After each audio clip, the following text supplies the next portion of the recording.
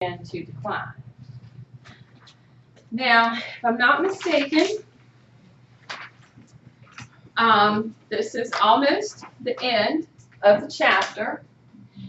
These are going to come back to us in future chapters. For example, when we get to the blood, icosanoids are going to come back to us. But do you guys remember me mentioning earlier paracrines and autocrines? This is the hormone, this is the body's way of using hormones to either talk to a cell right in the vicinity without getting into the bloodstream, or actually talking to the cell itself that made the product.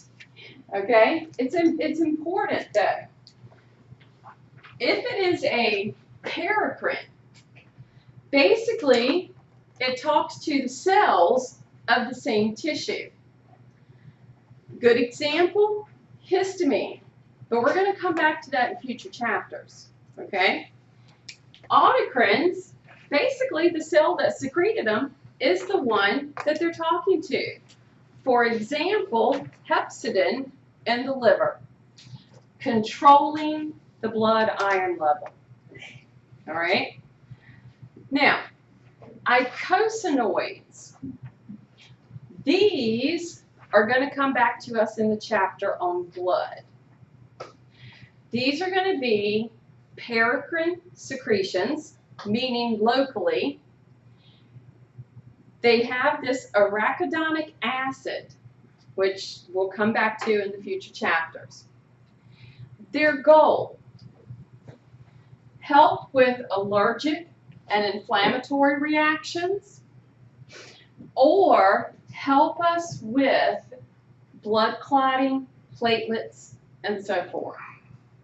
So be familiar with these terms because they'll be coming back to us in a couple of chapters down the road. Endocrine disorders are very numerous. There's an entire study, endocrinology. You can have anything from these glands having hyposecretion, not enough of their product, to hyper, having too much. Each one can have effects on the target cells of the body. Pituitary disorders exist. The actual pituitary gland. There could maybe be too much release of growth hormone, resulting in people being giants. There cannot be enough and result in dwarfism. There is a dwarfism, however, that is hereditary based also. Thyroid disorders, very common. Definitely something you'll see, like hyperthyroidism, hypothyroidism. Adrenal disorders. One of the more common is Cushing's syndrome. It's an excess production of cortisol. See, here's the problem.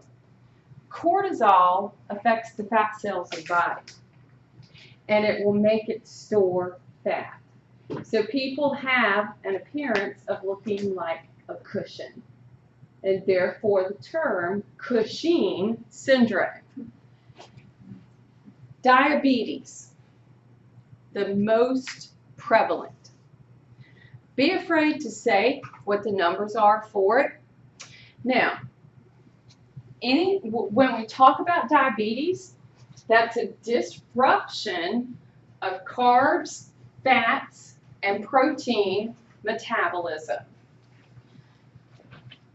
It has classic signs, whether we're talking about type 1 or type 2. People usually have polyuria, meaning they urinate a lot. In the olden days, before we had the test for it, the way they tested for diabetes was somebody tasted the urine.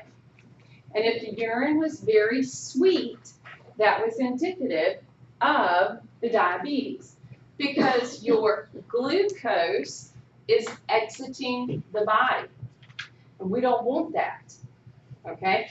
Not through the urine. Okay? We don't want that. Polydipsia, thirsty. Well, if they're urinating a lot, they're very thirsty, trying to replace it.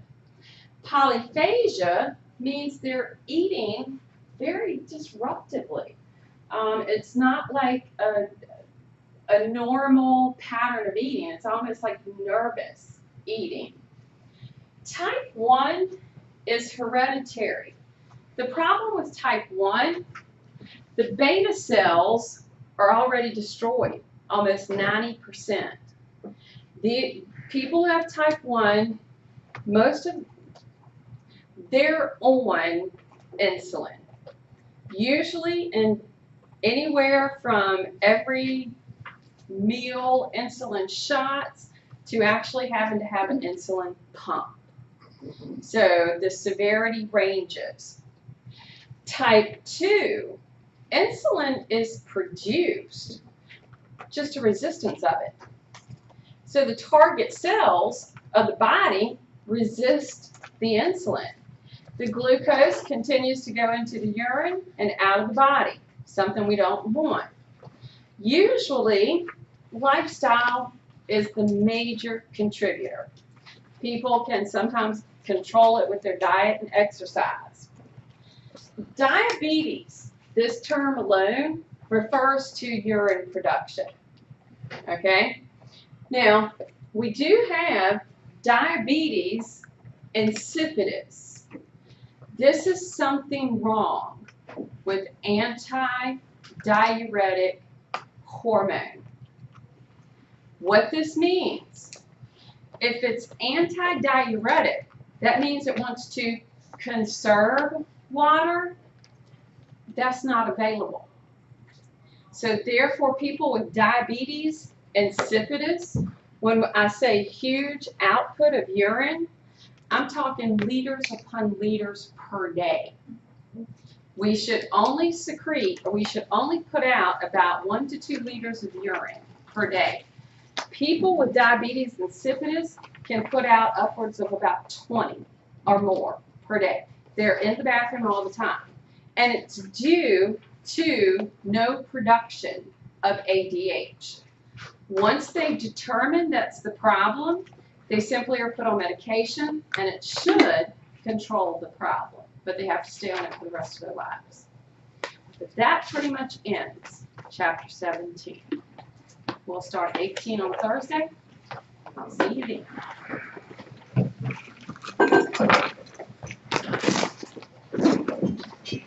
How early does insipidus develop?